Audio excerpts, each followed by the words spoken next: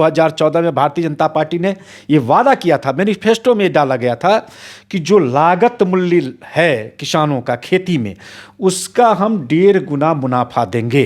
क्या वो मुनाफा मिला किसानों को?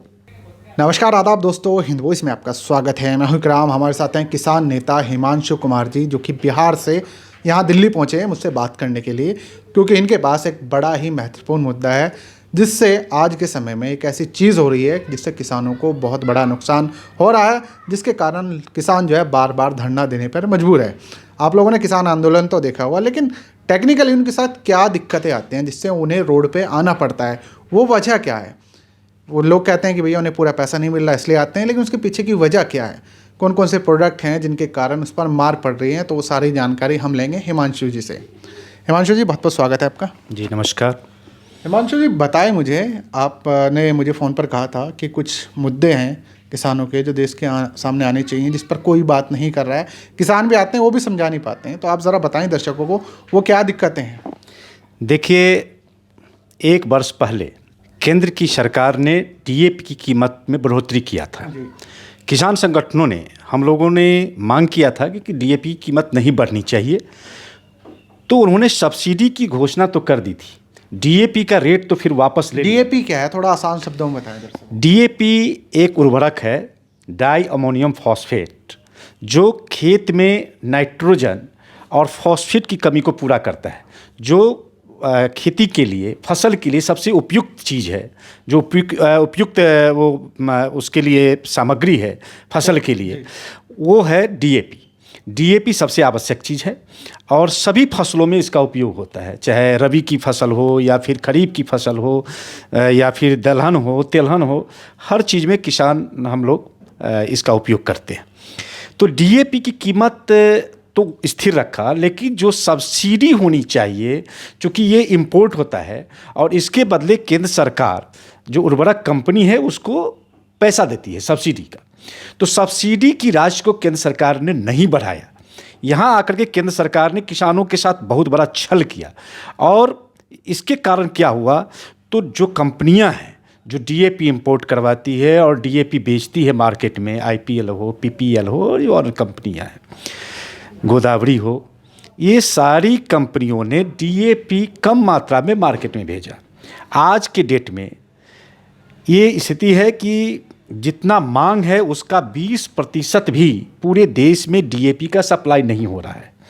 अब स्थिति ये है इकराम जी कि एनपीके जब 1300-1350 रुपया डीएपी की प्रति बैग कीमत है और एनपीके 12-32-16 जो उसका ये है इक्वेशन है, वो 12-32-16 हमको मिल रहा है 1750 रुपये में, और 1846 डीएपी है वो मिल रहा है 1300-1350 में।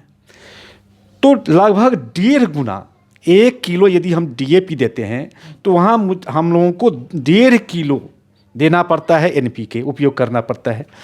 उस हिसाब से लगभग 2 गुनी राशि खर्चा करना पड़ता है किसान को। यदि हम डीएपी प्रयोग करते हैं और एनपीके प्रयोग करते हैं, तो एनपीके प्रयोग करने पर किसान को 2 गुनी राशि का भुगतान करना पड़ता है, वहन करना पड़ता है। तो इससे होता क्या है, लागत राशि, जो खेती के लिए जो लागत राशि है उसका बहुत बड़ा वृद्धि हो जाता है। इस तरह से किसानों को नुकसान होता है, एमएसपी मिल नहीं पाता है। एमएसपी की कानूनी गारंटी हम लोगों ने बार बार किया है कि एमएसपी की कानूनी गारंटी होनी चाहिए। अब स्थिति ये है कि सबसे पहले बिहार में एपीएमसी एक्ट को ख़त्म कर दिया गया 2006 में। भारतीय जनता पार्टी गठबंधन की सरकार जब आई तो बिहार में 2006 में आते ही सबसे पहले एपीएमसी एक्ट ख़त्म कर दिया। कोई मंडी व्यवस्था नहीं है, वहाँ यदि गेहूँ उपजता है तो उसको औने पौने भाव में बेचना पड़ता है, यदि धान उपजता है उसको औने पौने भाव में बेचना पड़ता है। सीमांचल के एरिया में आप जाइए तो वहाँ मक्का का खेती बड़े पैमाने पर होता है और मक्का औने पौने भाव में बेचना पड़ता है। ये सरकार चाहती है कि किसानों को इतना मजबूर करो कि वह इंडस्ट्री में मजदूर हो जाए। इस रास्ते पर यह सरकार काम कर रही है और किसानों को परेशान और तबाह कर रही है। आपको ये जानकारी होना चाहिए इकराम जी, आपके माध्यम से हम सारे लोगों को कहना चाहेंगे, खासकर किसान भाइयों को। ये सरकार कहती है, भारत सरकार, कि बिहार में 1 क्विंटल धान पैदा करने में किसान को 200 रुपये का नुकसान होता है। ये मैं नहीं कहता, ये भारत सरकार का है। फिर भारत सरकार एमएसपी में क्यों नहीं वृद्धि करती है और एमएसपी की कानूनी गारंटी क्यों नहीं देती है? इसका मतलब है कि सरकार चाहती है कि किसान खेती छोड़ दे और इनके जो उद्योगपति मित्र हैं उनको सस्ते दाम में दिहाड़ी मजदूर उपलब्ध हो जाए, इस पर काम कर रही है केंद्र की सरकार। इसका सॉल्यूशन क्या है? कैसे किसान इस बात को रख सकते हैं? बहुत सारे नेता हैं लेकिन वो चीज़ को समझा क्यों नहीं पा रहे? देखिए, इसके लिए संगठित होना जरूरी है किसानों को, और जिस तरह से किसान आंदोलन हुआ था इसको फिर से करने की ज़रूरत है। वह किसान आंदोलन हुआ था, हम धन्यवाद देते हैं पंजाब, हरियाणा और पश्चिम यूपी के जो किसान थे, कुछ राजस्थान के किसान थे, उन लोगों को हम धन्यवाद भी देना चाहते हैं कि उन्होंने बड़ा संघर्ष खड़ा किया था। लेकिन ये किसान आंदोलन पूरे देश में होना चाहिए। आपको याद होगा कि सबसे पहले भारतीय जनता पार्टी की सरकार आई तो जो भूमि अधिग्रहण कानून था उसको टेम्परिंग करने का प्रयास किया था। वो तो राहुल जी को हम लोग धन्यवाद देते हैं कि उन्होंने इस कानून को पास नहीं होने दिया संसद में, क्योंकि राज्यसभा में उस समय भारतीय जनता पार्टी की बहुमत नहीं थी, इसीलिए वो पास नहीं करा पाए।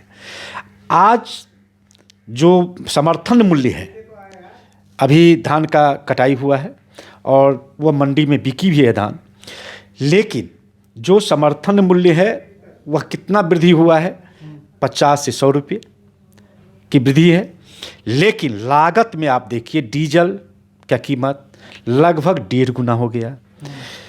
जो पेप्टिसाइड है वह 25% बढ़ गया है। उर्वरक की लागत हम आपको बता ही दिए हैं कि उर्वरक में कितना नुकसान हो रहा है किसानों को।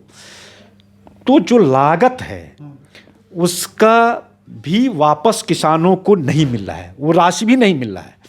तो अंततः किसान खेती छोड़ने पर मजबूर हो रहे हैं और दूसरी जगह पलायन हो रहा है। इसका सबसे अच्छा उदाहरण बिहार है। 2006 में एपीएमसी एक्ट खत्म हुआ। बिहार के लोग खेती छोड़ करके जो किसान थे, या तो दिल्ली, बम्बई, महानगरों में दिहाड़ी मजदूरी करने के लिए चले गए, या फिर पंजाब और हरियाणा के किसानों के खेतों में मजदूरी करने के लिए चले गए। आज पूरे देश में स्थिति हो गई है, ये सरकार ने ऐसा हालात पैदा कर दिया है कि किसान खेती छोड़ने पर मजबूर हो रहे हैं। तो किसानों को एकजुट होने की ज़रूरत है आज के डेट में, और एक अच्छे नेतृत्व में इस देश में किसान आंदोलन हो और एकजुट होकर के सभी किसान संगठन को एकजुट होने की आवश्यकता है, चाहे जितने भी किसान संगठन है पूरे देश में। और ये जो किसान विरोधी सरकार है इसको उखाड़ फेंकने की ज़रूरत है। कहा जाता है कि जो फिलहाल सत्ताधारी पार्टी की जब चुनाव आते हैं तभी आप लोगों के मुद्दे याद आते हैं। अभी तो कोई चुनाव नहीं है। हिमाचल का चुनाव तो खत्म हो गया। गुजरात चुनाव चल रहा है, एक अकेले राज्य में चल रहा है। पूरा देश में तो कहीं कोई चुनाव नहीं है। लेकिन आज रबी की बुआई हो रही है। आज आप जा करके देखिए किसानों की हालत, लंबी लंबी लाइन लगी हुई। आप उत्तर प्रदेश का मैं समाचार देख रहा था, उत्तर प्रदेश में जाके देखिए इस ठंडक में रात रात भर लोग कतार में खड़े हैं डीएपी के लिए। किसानों को डीएपी क्यों नहीं मिल पा रहा है?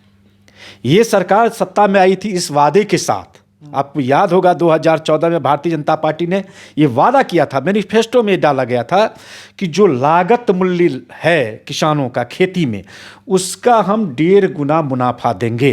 क्या वो मुनाफा मिला किसानों को? किसानों के नाम पर इतना बड़ा घोटाला हुआ, बीमा कंपनियों ने इतना बड़ा घोटाला किया, फसल बीमा कर दिया, फसल का नुकसान हुआ। आज तक किसानों को फसल बीमा का पैसा मिला नहीं मिला। क्यों नहीं मिला? क्यों नहीं ये सरकार इस पर काम करती है? ये जो बीमा कंपनी है वह सरकार के अंदर काम कर रही है और सरकार इस पर नहीं चाहती, उसकी इच्छा शक्ति नहीं है केंद्र सरकार की कि किसानों को फसल क्षति का मुआवजा मिले। आज गलत आंकड़ा प्रस्तुत किया जा रहा है। अब देखिए 50% भी जहां धान की रोपाई नहीं हुई वहाँ 90% 100% कर दिया गया। आंकड़ा बनाना तो सरकारी कर्मियों का काम है, सरकार के लोग आंकड़ा बनाते हैं।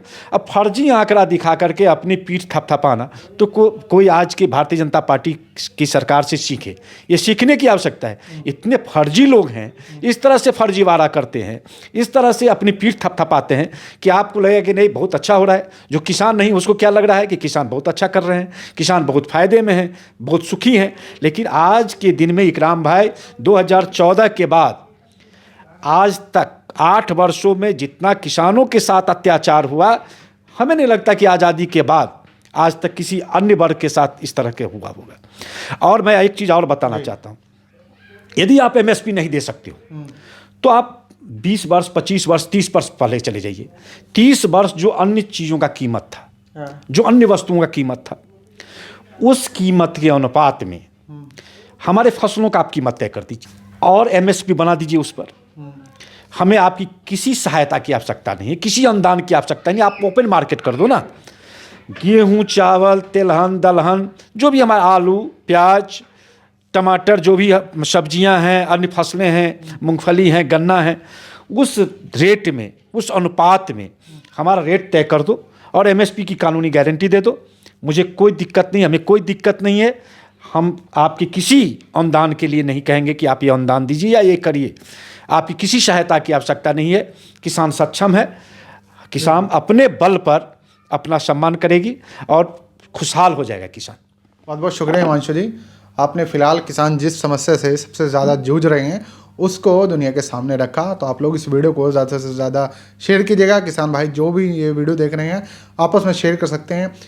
हिमांशु भाई से किसी और एपिसोड में मुलाकात होगी, तब तक के लिए दीजिए इजाज़त।